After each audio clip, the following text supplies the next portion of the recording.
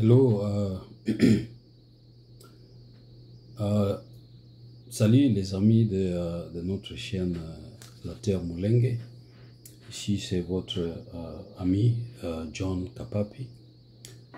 Je vais aujourd'hui continuer avec notre dernier point sur les populations, les peuples. Nous sommes toujours dans notre chapitre premier, les constitutions.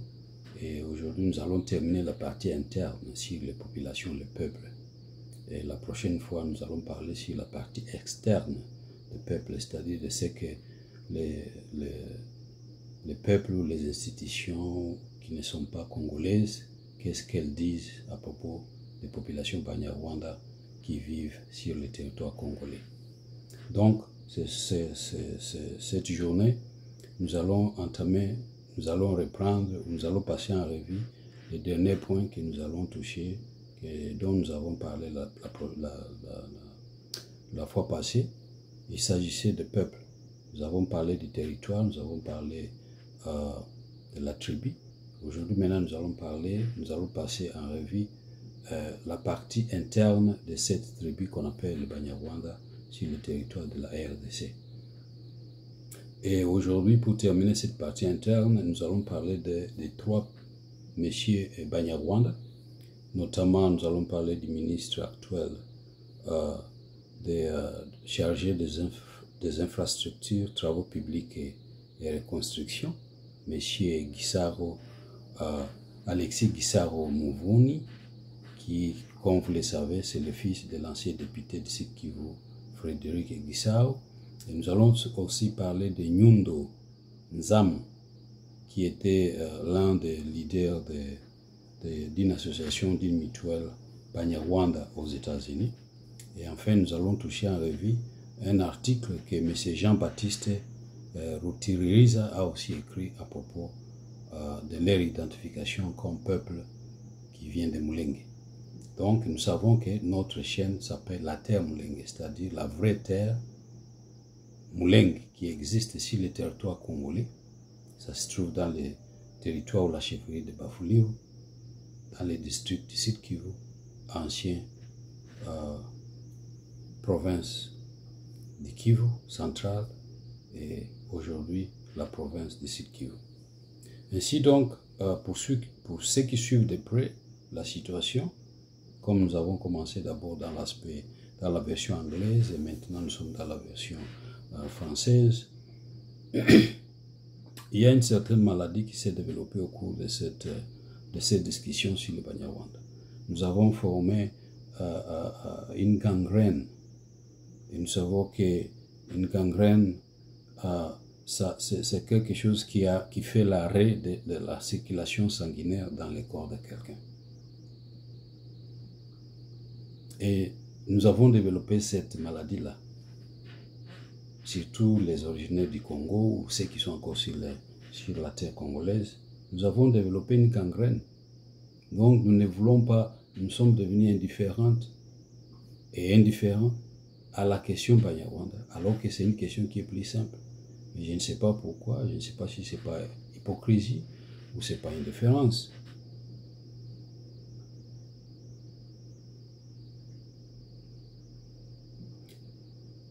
Pour que nous puissions comprendre cette finalité de cette question du peuple, je voudrais passer en revue une petite histoire qui a été publiée chez nous au Congo par Radio Okapi. Et en août 1909, Radio Okapi publiait un article intitulé « Zambèze, le Lunda de la RDC, de la Zambie et d'Angola réaffirment leurs liens de consanguinité. » Le début de l'article disait, je cite, « Des dizaines de chefs traditionnels de la communauté Lunda de la RDC, de la Zambie et d'Angola sont réunis depuis samedi dans la capitale du roi d'Angola, du roi Lunda de la Zambie, aux Zambèze. Une manière de réaffirmer les liens de consanguinité entre ces peuples qui vit aujourd'hui de part et d'autre des frontières de ces trois pays, rapporte Radio Okapi. 30 chefs sont venus d'Angola, 20 de la Zambie et 10 de la RDC. À leur tête, l'empereur Mwata Yav. Toutes choses étant égales, chers frères et sœurs, je crois que les Lunda de la Zambie sont identifiés comme des Lunda zambiens. Ceux de la RDC, ce sont des Lunda congolais. Et ceux de l'Angola sont des Lunda angolais. Donc, nous pouvons quand même nous entendre sur ce point-là que ces gens-là sont identifiés de cette façon-là. Des Lunda angolais, des Lunda congolais et des Lunda zambiens. Mais quand il s'agit de Banyarwanda venus du Rwanda, et il n'y a qu'une seule tribu Banyarwanda au monde, une tribu partout où elle se trouve, elle est originaire du Rwanda. Et s'il existe des Banyarwanda au Congo, ces Banyarwanda viennent des Banyarwanda congolais. Mais et le gouvernement congolais, et les responsables politiques congolais, et les députés congolais, les législateurs congolais, les peuples congolais, les femmes, les hommes, les enfants, les vieillards, tous sont devenus indifférents à cette question-là. Nous avons honte de reconnaître qu'il existe des Banyarwanda congolais, comme il existe des Lunda congolais et des Lunda zambiens. Si un Lunda zambien arrive au Congo aujourd'hui, il va ou elle va s'identifier comme Lunda, mais Lunda zambien. Pourquoi au Congo, en RDC, les populations, qu'elles soient civiles ou politiques, refusent d'admettre qu'il existe des Banyarwanda congolais?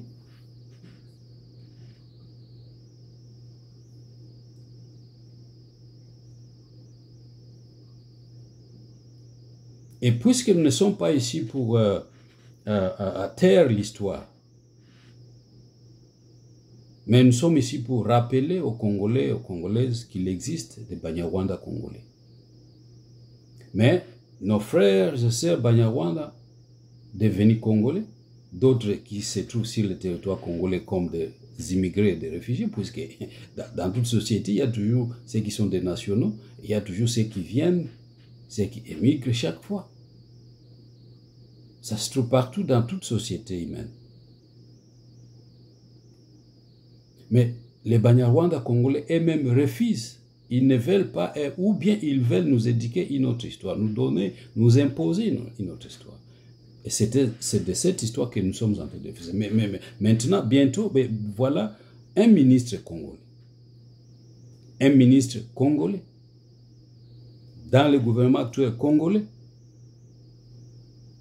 qui appartient à la tribu Banyarwanda, mais il se permet d'enseigner une histoire fausse, non seulement à son gouvernement, mais aussi à son président, aux autres ministres, aux législateurs congolais, à toute la population congolaise, et bien sûr, à la communauté internationale.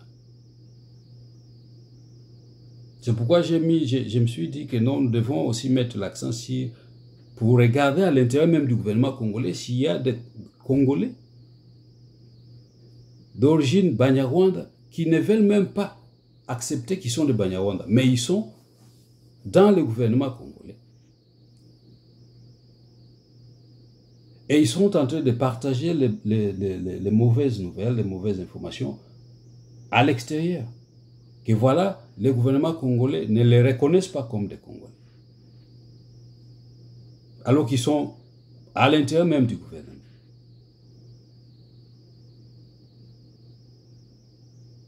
Pourquoi donc revenir à ces messieurs ou à cette question interne? Oui, nous ne voulons pas terminer cette question interne sans passer par le gouvernement congolais, à l'intérieur même du gouvernement congolais, et voir la personne même qu'on identifie comme Congolais, mais qui enseigne ou qui est en train de propager des faussetés, des mensonges à propos de leur propre identité. Ainsi donc, M. Alexis Gisaro, est-ce que beaucoup de gens le connaissent? Alexis Gisaro Muvunyi Il est le fils de l'ancien député d'Uvira, Isaac Frédéric Muhoza Gisaro, décédé dans les années 80. Mais Gisaro lui-même, le père, Frédéric Isaac Gisaro, c'est un Munyarwanda congolais. Il est né du père et de mère Banyarwanda.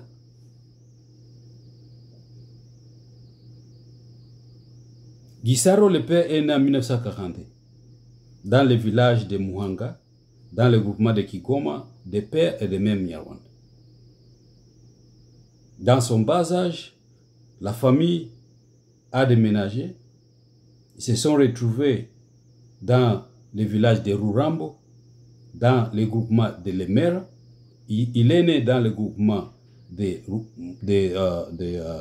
Kigoma, mais ils se sont déplacés un peu plus loin dans le groupement de Lemera. Pas dans la capitale, mais dans le groupement de Lemera. Les deux groupements font partie de la chefferie de Bafouliru.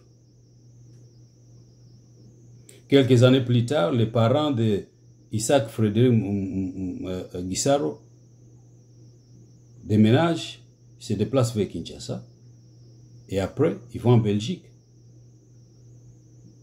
Mais Gisaro, le présent Gisaro, l'actuel Gisaro, le ministre des Infrastructures, est né, lui, il est né à Kinshasa. Il n'a pas vécu dans le village de son père. Il n'a pas vécu dans les deux groupements. Il n'a pas vécu dans la chefferie même de Bafouliru. Mais il a vécu en Europe et à Kinshasa. Et après ses études, nous savons qu'il a eu d'autres fonctions publiques dans le gouvernement passé. Et aujourd'hui, il est là à la tête des infrastructures. Maintenant, quand il s'agit de l'histoire territoriale locale, nous avons déjà déterminé que les terres sur lesquelles les Banyarwanda vivaient n'étaient pas des terres vacantes ou inhabitées. Ces terres-là n'étaient pas des terres Banyarwanda, excusez-moi. Elles étaient des terres Fuliru et Vira.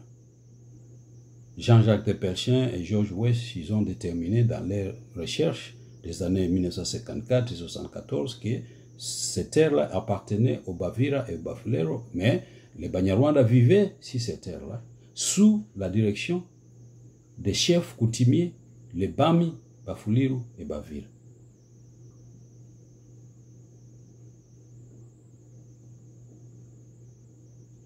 Les preuves, dans sa thèse d'histoire de 1974, par exemple, à la page 33, Jean-Jacques Despelchen écrit, je cite, « Les Rwandais qui sont arrivés entre 1880 et 1920 dans les pays de Bavira étaient généralement constitués de familles individuelles. » Ici, Despelchen ne cite pas un roi rwandais qui aurait attaqué, annexé ou conquis un royaume ou un roitelet ou un village, ou pris comme prisonnier de guerre un Fuliru, Bembe, ou un Fuliru, un Bembe, ou Vira, ou un Mushi, à l'ouest de la rivière Ujiji, à l'ouest du lac Tanganyika ou du lac Kivu. Mais il dit que les Rwandais, c'est-à-dire les Banyarwanda, qui sont arrivés entre 1880 et 1920, et nous savons que cette période, c'est la période qui correspond au règne de M. Rwabugiri et de son fils Musinga. Ils sont arrivés pendant cette période et ils étaient constitués de familles individuelles.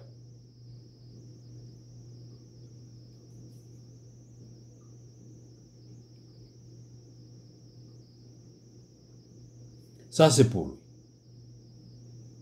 À la page 32 de son livre, Les pays d'Uvira, M. George West écrit, je cite, « Les Rwandais s'adapteront facilement aux conditions climatiques similaires à celles du Rwanda. Administrativement, les Rwandais n'ont pas un groupement propre à eux, mais vivent dans le groupement Fuliru et Vira. Ça, c'est à la page 32 de son livre Les pays d'Uvira.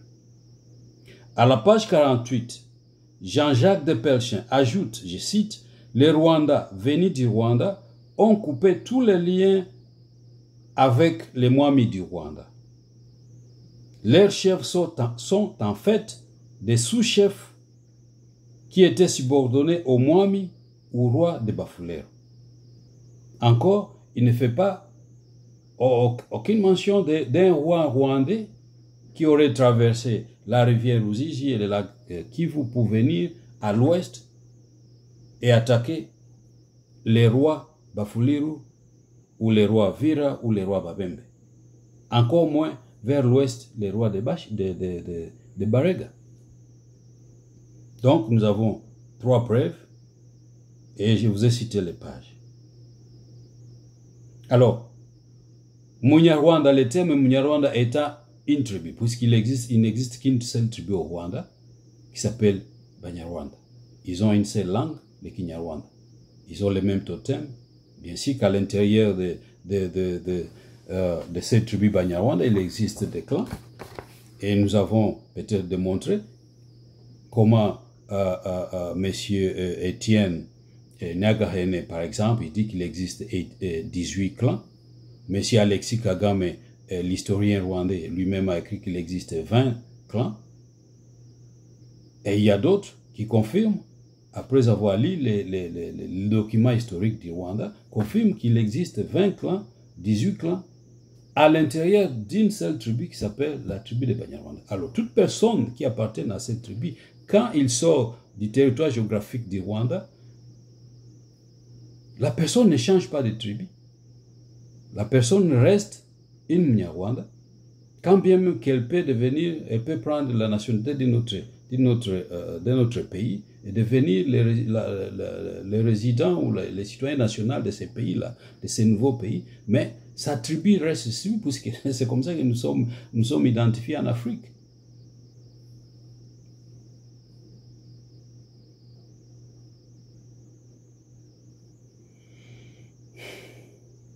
Alors, Munyarwanda étant une tribu, comme toutes les autres tribus de la RDC, à la seule différence que cette tribu n'a pas une terre ancestrale ayant avant et après 1885, selon la coutume. Les terres d'avant 1885 appartenaient chacune à un roi ou à un peuple tribal sous la direction d'un roi ou mwami. Les tribus, par exemple, les tribus Luba, Shim, Nande, Lunda, Chokwe, Vira, Bembe, Fuliru, Bangu, toutes avaient et ont encore aujourd'hui, à ce jour ici, un roi ou un mwami.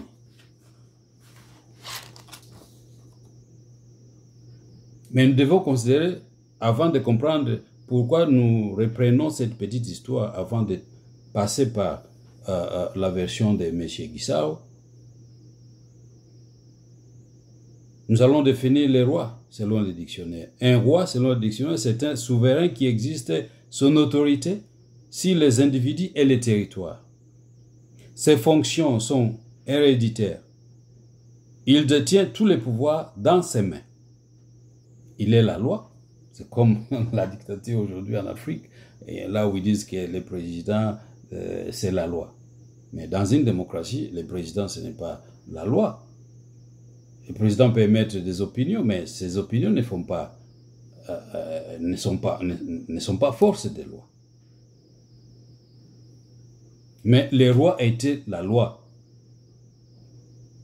Ces fonctions sont héréditaires, c'est-à-dire la succession s'est faite du père à fils. Et la royauté est clanique, pas tribale. La royauté en Afrique, plus spécialement dans la région des Grands Lacs, la royauté est clanique. Au Rwanda, on avait les clans Nigina qui produisaient des rois. Ce n'était pas tous les clans qui produisaient des rois, mais c'était un clan particulier qui produisait les rois, et c'était les clans Nigina. À l'ouest, au Congo, il existait aussi des royaumes et des rois, mais les rois appartenaient à un clan.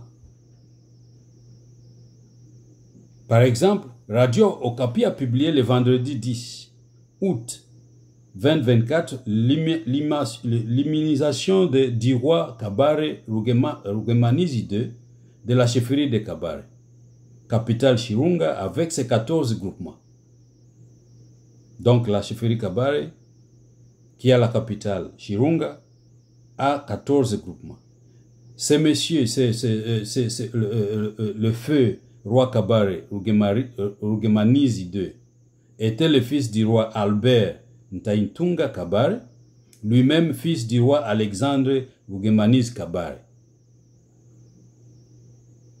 Il était le 21e roi du royaume de Kabare.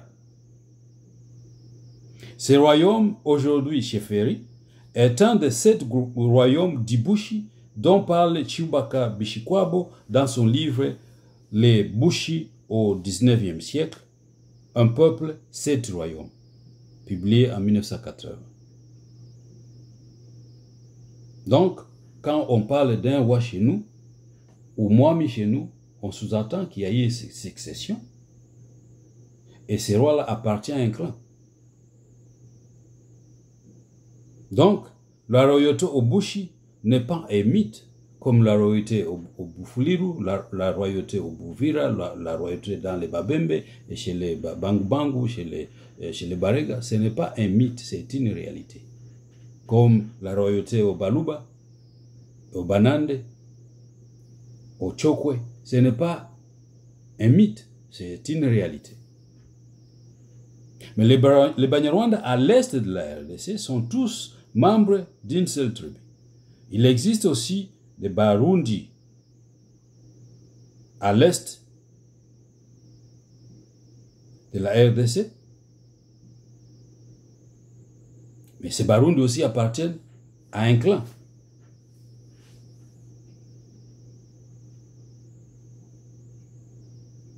Alors, les Banyarwanda qui s'étaient établis au sud Kivu, au sud de Bukavu, choisirent de s'établir sur les terres d'autres peuples, notamment les terres Fuliru, Vira, et plus tard, ils se déplaçaient vers l'ouest dans les terres ou chez les terres de Babembe et de Lega à l'ouest de celle-ci. George West et Jean de Pelchin, ainsi que beaucoup des écrits de Banyarwanda eux-mêmes,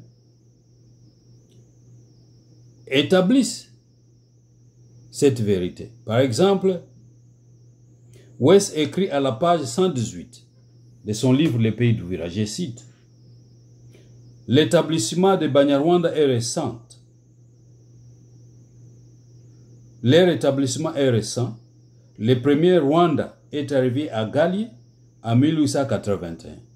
Ici, il parle de Galié de la chefferie de Bavira, 1981. Puis un homme et 2 femmes en 1884, ainsi de suite. Donc, le travail de George West et de Jean-Jacques de Pelchin était des travaux bien précis, puisqu'ils ont fait des recherches de terrain, ils sont descendus sur le terrain, ils se sont déplacés dans les montagnes, dans les hauts plateaux, les moyens plateaux et dans la plaine. Ils ont fait des entrevues, ils ont gardé ces documents-là, sont des archives qui existent. Les livres existent. Les travaux de fin d'études de M. Jean de Pelchin existent. Ça se trouve dans les bibliothèques américaines. À partir d'ici, nous avons une idée de qu'est-ce qu'un roi, qu'est-ce qu'un territoire coutumier, qu'est-ce qu'un royaume, et que ce n'est pas un mythe. Mais M. Guissard veut nous montrer, veut nous enseigner, ou bien veut enseigner la communauté ou la société congolaise une autre histoire.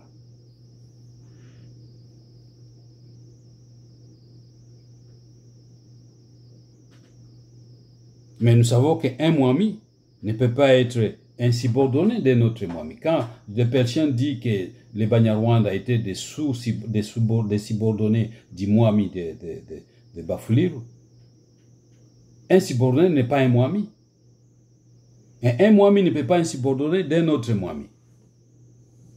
Tout comme un chef de groupement ne peut pas être confondu avec les chefs de chefferie ou les Mwami. Mais quand les Banyarwanda expliquent la structure administrative de l'autorité coutumière en RDC, ils confondent les 6 niveaux de chefs, puisqu'il existe une certaine structure où les niveaux des chefs sur le territoire congolais.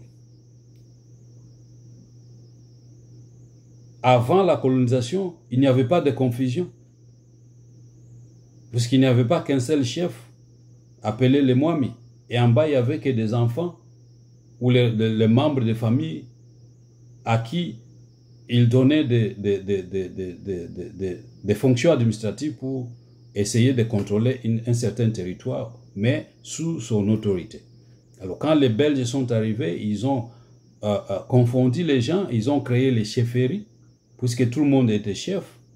Mais il existe jusqu'à ce jour 6 niveaux de chefs. Il y a les chefs de la chefferie, il y a les chefs des groupements, il y a les chefs des localités, il y a les chefs des villages, il y a les chefs du quartier, il y a les chefs de l'avenue. Ça se trouve encore à ce jour sur le territoire congolais. Mais quand quelqu'un vient et il vous explique que je suis chef, si vous n'êtes pas informé, vous allez prendre cette identification pour une autre. Parce que quand quelqu'un dit je suis chef, il faut la demander ou lui demander de quel niveau est-il chef. Est-ce que vous êtes chef de quartier, chef de village, ou chef de groupement, chef de la chefferie, ou de tous les royaumes? Et c'est là où M. Gisaro confond les gens. Malheureusement, il ne peut pas confondre tous les Congos, puisque nous sommes maintenant bien informés, comme nous sommes en train de vous informer actuellement. Les gens sont informés et sont réveillés, sont éveillés.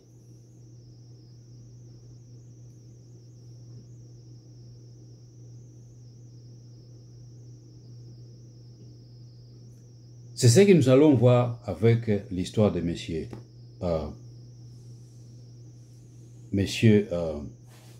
Gisaro. 2 ans après la naissance du Congo belge, avec la charte coloniale du 18 octobre 1908, les chefferies vont voir le jour par le décret du 2 mai 1910. À la page 17, M. Vontion écrit que l'intention de ce décret était de voir les chefferies indigènes faire partie de l'administration coloniale. À l'indépendance, la loi fondamentale de 1960 octroya aux chefs de chefferie les titres de chefs coutumiers, des notables aux chefs des groupements, et leur accorda d'être représentés par cooptation au Sénat ainsi que dans les assemblées provinciales. De plus, la loi fondamentale de 1960 entérina les pouvoirs judiciaires des chefs coutumiers en reconnaissant les tribunaux coutumiers. Et nous devons comprendre ici que ces chefs coutumiers, on parle ici des rois. Ce n'était pas un chef de groupement qui était coopté pour devenir un sénateur, mais c'était des rois.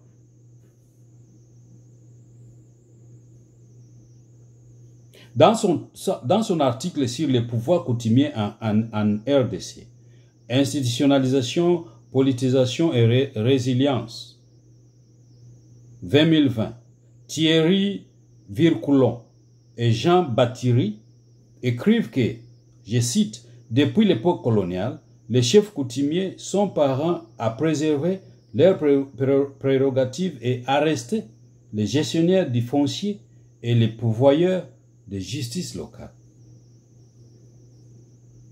Les 2 experts que nous venons de citer écrivent que les chefferies sont une invention coloniale. Ce sont les coloniaux qui ont inventé les mots chefferie, mais le peuple ne connaissait pas le terme chefferie, il connaissait le terme Mwami. La généralisation de la chefferie en RDC fut essentiellement une œuvre coloniale. C'est le décret royal du 6 octobre 1891 qui reconnaît les chefferies et les chefs coutumiers. Cependant, ce n'est qu'en 1910, au mois de mai, que l'administrateur colonial établit et délimite formellement les chefferies. Ils écrivent. Fin de citation. Et vous pouvez trouver ça à la page 9. Et la raison était que c'était pour interagir avec les populations congolaises. Les chefs étaient leur point des contacts pour contrôler les chefs et lutter contre les pouvoirs locaux, les Belges créèrent des juridictions coutumières, décrets de 1916, 1936 et 1938 pour les chefferies, 1916 pour les chefferies, 1936 pour les secteurs et 1938 pour les territoires. Les territoires dont il est question dans cette discussion ne sont pas la création des Belges, encore moins du souverain roi Léopold II. D'ailleurs, selon M. Hayes, dans son article « La politique des concessions foncières au Congo belge, 1940 », à la page 88, lors de son établissement au Congo, c'est-à-dire lors de l'établissement de l'EIC, de l'État indépendant du Congo, le roi adopta en matière foncière des règles essentielles: le respect des occupations indigènes en vue du libre exercice des droits coutumiers sur les terres et les droits de l'État aux terres vacantes en vertu du principe que les biens sans maître appartiennent à l'État. Ça, c'est M. Thierry Hayes qui écrit à la page 88 de son article publié en 1940. Mais voici que M. Alexis Gisaro, dans ses déclarations tenues pendant les obsèques d'un de leurs chefs locaux Munyarwanda, du nom de Obedi Sebasomera, non seulement falsifie l'existence des archives coloniaux, il falsifie l'existence de ces archives que je viens de vous citer, mais aussi il veut nous enseigner un modèle Nyiginya du Rwanda, il veut nous l'enseigner ici aussi les terres congolais.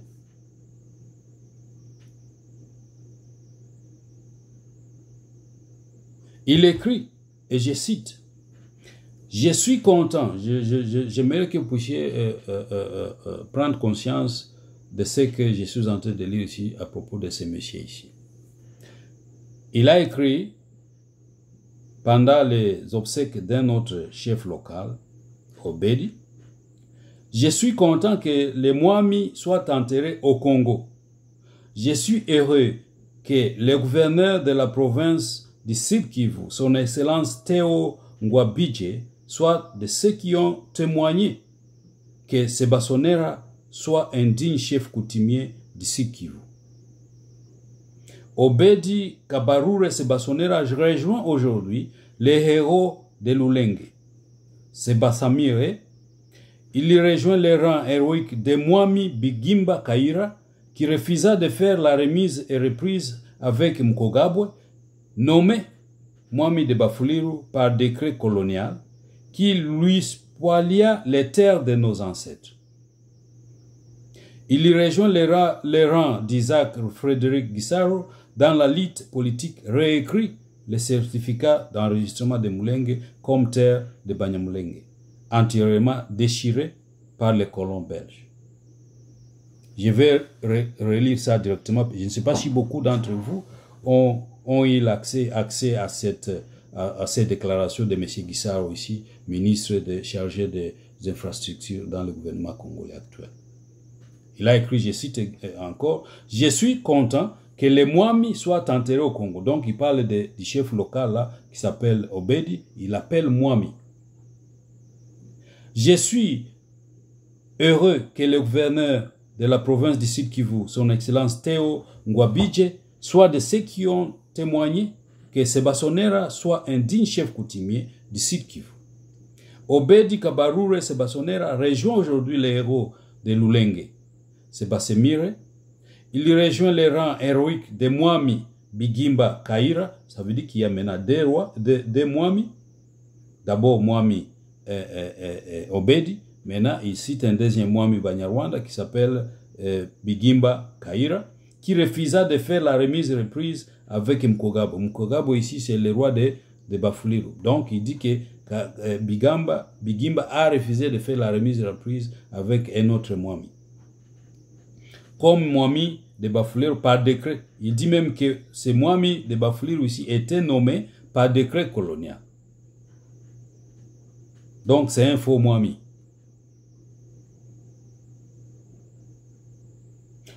M. Obedi rejoint aussi les rangs d'Isaac Frédéric Gisaro, son père, dans la lutte politique, lorsqu'il réécrit le certificat d'enregistrement de Moulengue comme terre de Banyarwanda. Donc, Gisaro, ici, son père, avait fait une demande de certificat d'enregistrement. Donc, il a fait enregistrer la Moulengue, la terre Moulengue, comme la terre de Banyamulenge.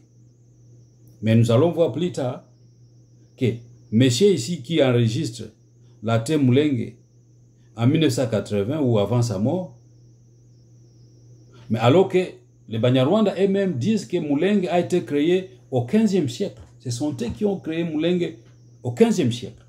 Mais voilà, Gisaro aujourd'hui, c'est maintenant en 1980 qu'il introduit la demande d'enregistrement pour que le gouvernement congolais accepte ou reconnaisse que Moulengue appartient au Banyamulenge. So, l'image de ce texte est très dangereuse et politique. Dangereuse dans le sens que l'histoire présentée ici est fausse et mensongère. Politisée par le fait que les politiciens congolais la prennent au sérieux, alors qu'elle ne contient aucune vérité. Puisque la présentation est faite par un ministre congolais, je crois que les autres députés, les présidents de la République ou les membres de la législation de la Cour constitutionnelle ou de n'importe quelle ou des institutions étatiques ou privées doivent prendre cette déclaration au sérieux, puisque elle est donnée par un ministre. Mais nous savons que cette déclaration est très dangereuse, quand bien même qu'elle est politisée. Et des déclarations pareilles ont coûté et continuent de coûter des vies de milliers de personnes congolaises qui meurent à cause des mensonges de Banyarwanda établis sur le territoire congolais. Et nous ne voulons pas que ça continue, parce que nous voulons quand même que les gens connaissent qu'il existe des faussetés présentées par les Banyarwanda devenus congolais, qui se trouvent sur le territoire de la RDC. Bon, je vais m'expliquer. Numéro 1, Sebassonero, le frère de Karoli Mushishi. Karoli Mushishi existe, il est mort, mais son fils existe et il vit aux États-Unis. Son fils n'est pas un Mwami, puisque nous savons qu'un Mwami qui a fui ou qui est devenu un réfugié ou immigrant dans un autre pays, il ne perd pas les titres de Mwami. Mais Karoli Mushishi, c'est le frère de Obedi Sebassonero, n'était pas et n'a jamais été un Mwami. Un royaume ne peut pas avoir des Mwami, des rois ou des souverains en même temps. Malheureusement, c'est ce que le premier paragraphe de son allocution dit ici, l'allocution de M. Gisaro. Il cite le discours du ministre Alexis Gisaro aux obsèques de Mwami Sebassonero, du groupement de Bijombo. Vous voyez comment ils se contredisent. Ils disent que c'est le monsieur Mwami Sebassonero qui vient de mourir. Il est Mwami. Mais il est aussi Mwami du groupement de Bijombo. Le groupement de Bijombo se trouve dans la chefferie ou dans le royaume de Bavira. Mais si lui, il est Mwami, où se trouve le Mwami de la chefferie de Bavira? Est-ce que le Mwami de la chefferie de Bavira, c'est un Munyarwanda? Non, c'est un Mouvira. Et il appartient au clan Banyalenge. Donc, ce Sebassonero ici n'est pas un Mwami. Il était chef local, mais il n'était pas un Mwami, il n'était pas un roi, puisqu'il ne peut pas exister des rois dans un même territoire.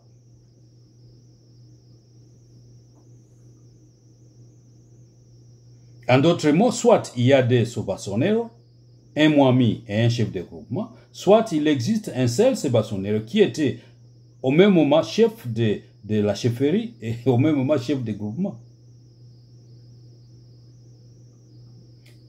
Numéro 2. Si Sebassonero joint les rangs d'autres Mwami, à l'occurrence Bigimba Kaira, il renforce l'idée qu'il a existé une autre chefferie qui s'appellerait alors Moulengue, puisque tous les Banyarwanda au Sud Kivu, dont lui-même, s'identifient avec Moulengue.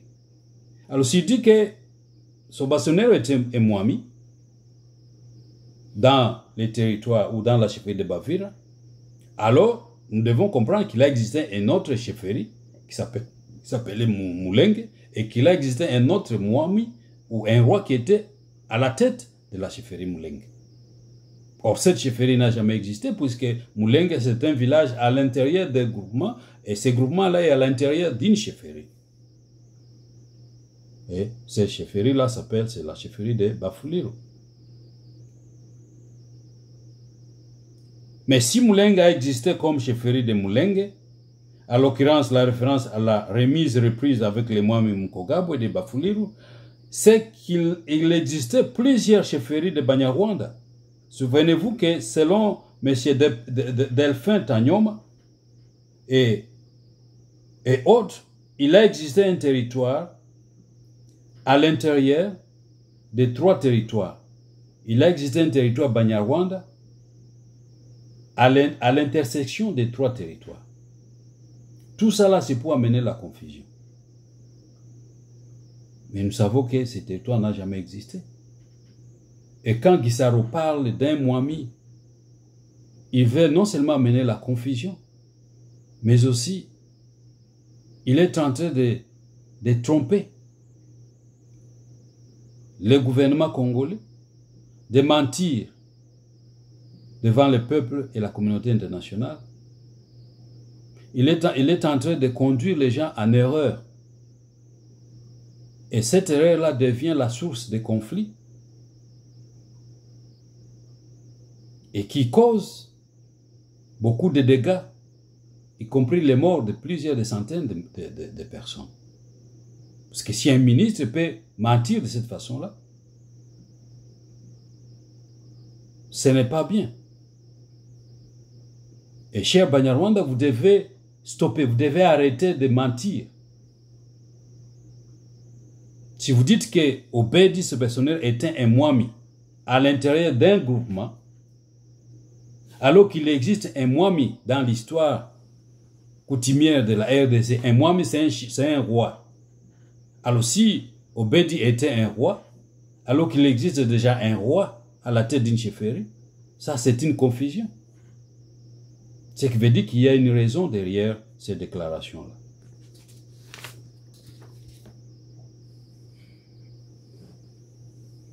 Et quand il dit que M. Bigimba Kairi était roi, et que M. Karol Mushishi était roi, et que chez le Bafuliro, il existait un roi qui était nommé par les colonisateurs belges, il veut nous montrer qu'il y a eu une remise-reprise. Mais les rois ne font pas de remise-reprise. La royauté, la structure des royautés, ce n'est pas une démocratie. Les rois, quand un père, il est succédé par son fils ou par une autre personne, ce n'est pas des administrations, ce n'est pas des régimes, c'est une coutume. La personne qui remplace l'autre continue, il est le garant de la coutume. La coutume ne change pas avec les personnes. Donc c'est donc impossible qu'un roi Mufuliro fasse une remise-reprise avec un roi Munyarwanda. C'est impossible. Donc cette remise-reprise n'a jamais eu lieu et c'est une fausseté.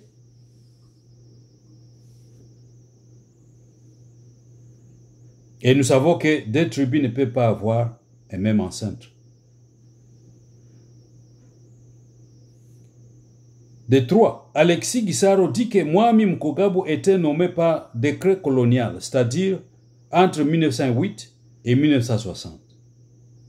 Toutes choses étant égales, des réalités historiques contredisent cette version des faits. D'abord, M. Dewey, dans son droit coutumier et tribunaux indigènes au Congo belge, publié en 1947, il écrit à la page 150, je cite, « En ce qui concerne le Congo belge, il y a plus de 55 ans que la nouvelle politique indigène a été inaugurée. Le décret du roi Léopold II sur les chefferies indigènes remonte en effet au 6 octobre 1891, à l'époque de l'EIC. Depuis lors, le gouvernement belge ne s'est pas départi de cette ligne de conduite et a marché résolument vers l'administration indirecte. Et nous savons que l'administration indirecte, c'est une administration qui est dirigée par les rois des territoires annexés.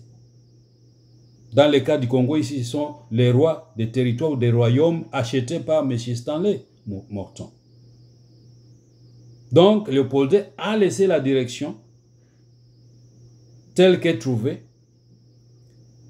et il utilisait les Mwami ou les chefs coutumiers dans son administration. C'est ce que M. Oui ici dit.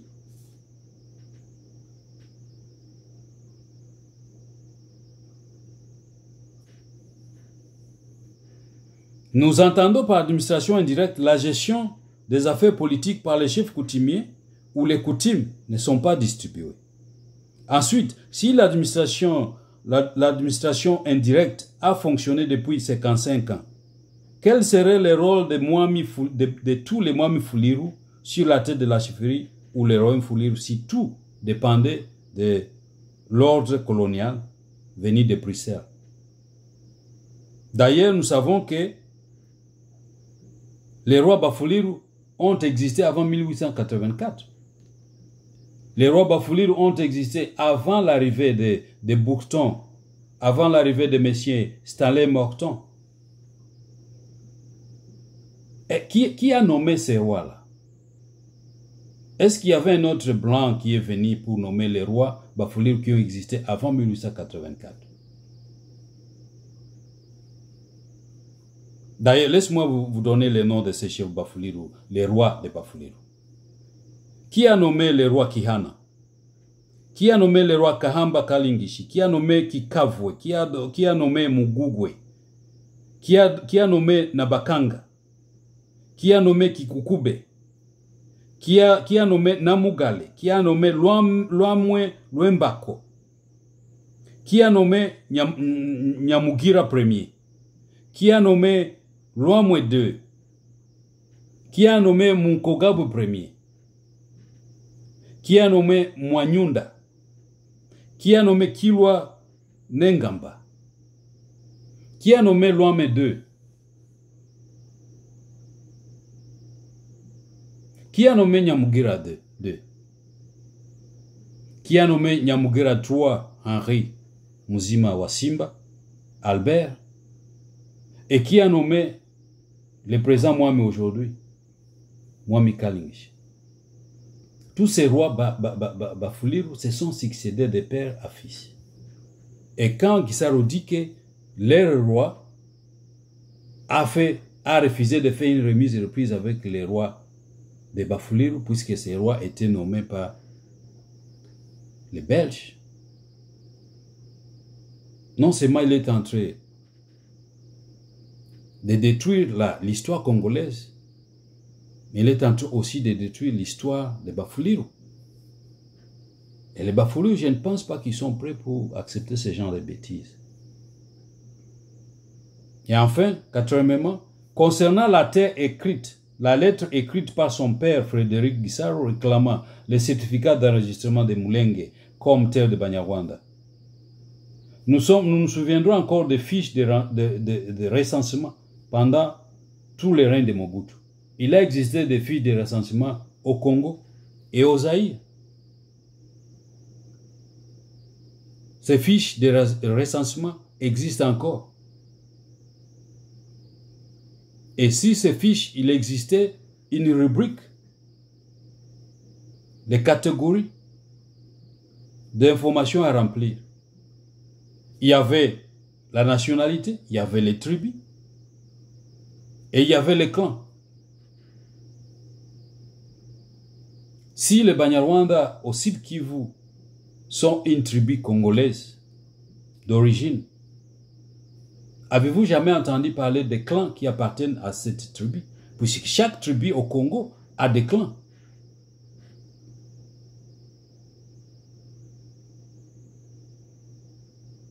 L'enregistrement dont monsieur ici parle, que son père a soumis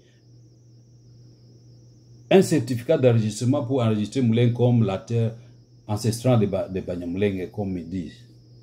Ça, c'est une fausseté parce qu'il n'a jamais eu... et ça ne pouvait pas d'abord exister, ça ne pouvait pas se faire.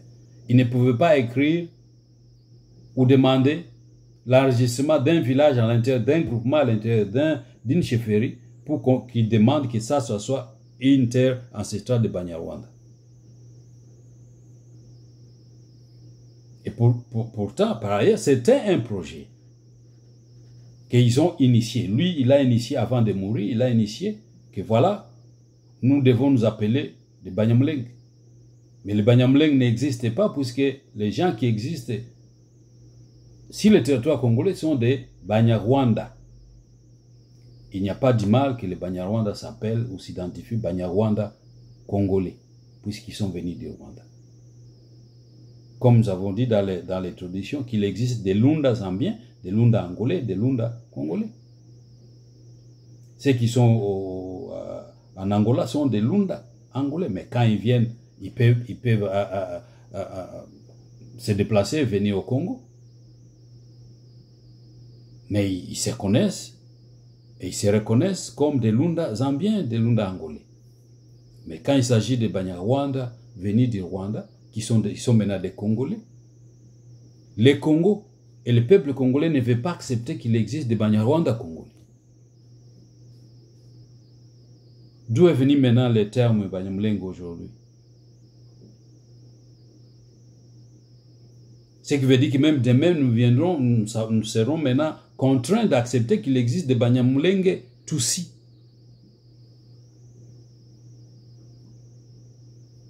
Comme il existe des Banyarwanda Tutsi, maintenant aujourd'hui nous voulons qu'on nous impose Banyarwanda congolais, alias Banyamulenge Tutsi.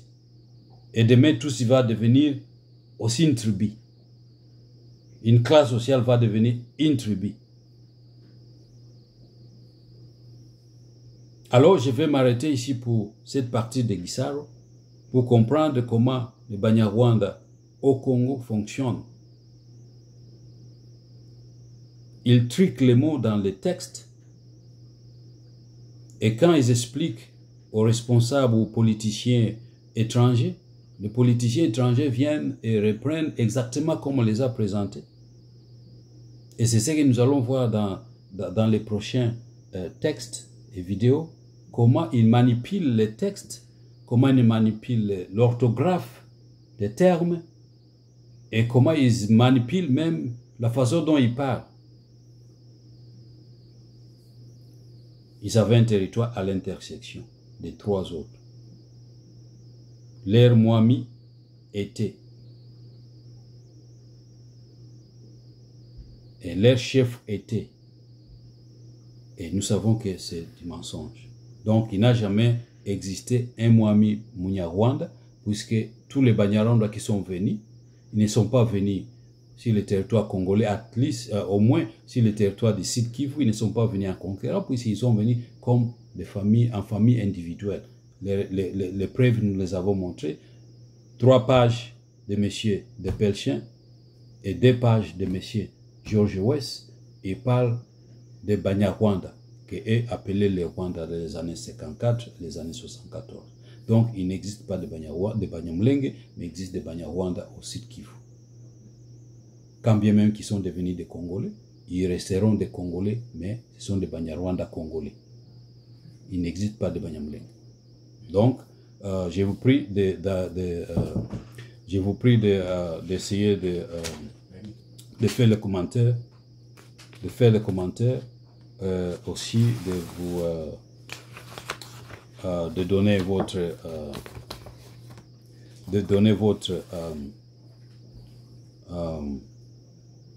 votre commentaire et de vous enregistrer.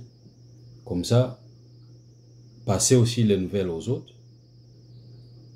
Et la prochaine fois, nous allons présenter la partie qui suit sur un autre monsieur qu'on appelle Jean-Baptiste Rutitiza, qui contredit même ce que M. Gisaro vient de dire.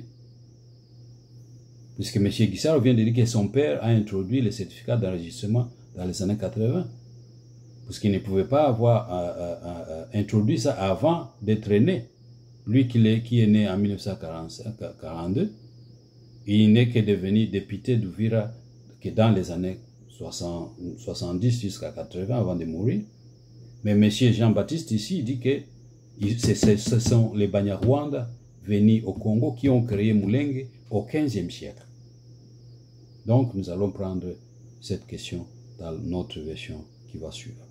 Alors, à bientôt. Je crois que nous allons parler beaucoup de ce sujet jusqu'à ce que nous puissions épuiser tous les mensonges de Banyarwanda sur le territoire congolais, surtout sur la partie est de la RDC. Merci.